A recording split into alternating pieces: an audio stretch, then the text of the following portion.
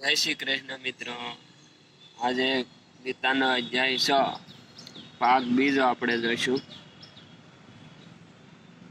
એ ભગવાને સમજાવ્યું હતું।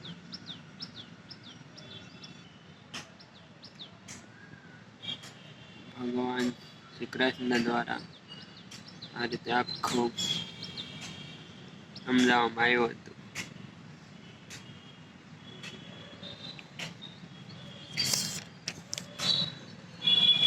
આપ જોઈ રહ્યા છો 6ઠો અધ્યાય ચાલી રહ્યો છે।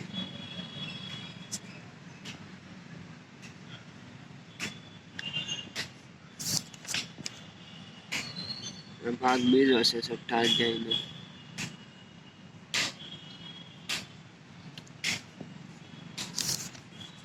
અહીંયા મિત્રો 6ઠા અધ્યાયનો છેલ્લો શ્લોક છે અને અહીંયા આત્મસંયોગ નામનો 6ઠો અધ્યાય થાય છે સમાપ્ત।